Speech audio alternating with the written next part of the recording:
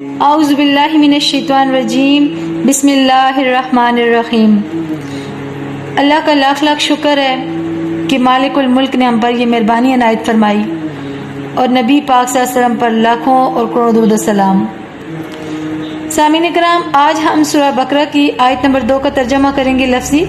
الذین، جو لوگ یؤمنون ایمان لاتے ہیں بالغیب، غائب پر، ویقیمون اور وہ قائم کرتے ہیں الصلاۃ نماز، ومما اور اس میں سے جو رزقناہم ہم نے انہیں رزق دیا، ينفقون وہ خرچ کرتے ہیں۔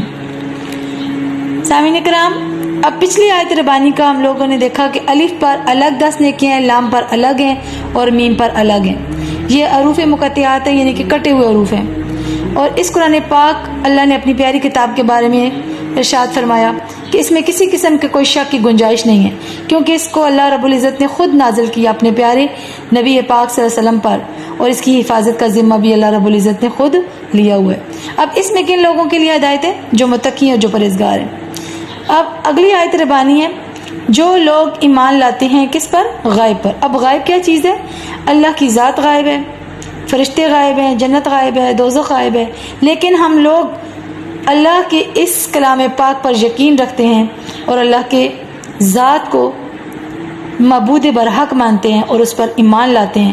اسی طرح سے اس کی جنت پر بھی ایمان لاتے ہیں، اس کی دوزخ پر بھی ایمان لاتے ہیں، اس کے فرشتوں کو بھی مانتے ہیں۔ پھر قائم کرتے ہیں نماز کو، یعنی کہ پابندی کے ساتھ نماز کو ادا کرتے ہیں، قائم کرتے ہیں۔ اب اس کے بعد ہے ومما اور اس میں سے جو رزقناہم، اللہ نے بہت زیادہ رزق عطا کیا۔ اب کھانے پینے کی چیزوں کے ساتھ ساتھ رزق، بولنا بھی رزق ہے، اللہ کی آیات کو دیکھنا بھی رزق ہے، اور اس کے قرآن پاک کو سننا بھی رزق ہے۔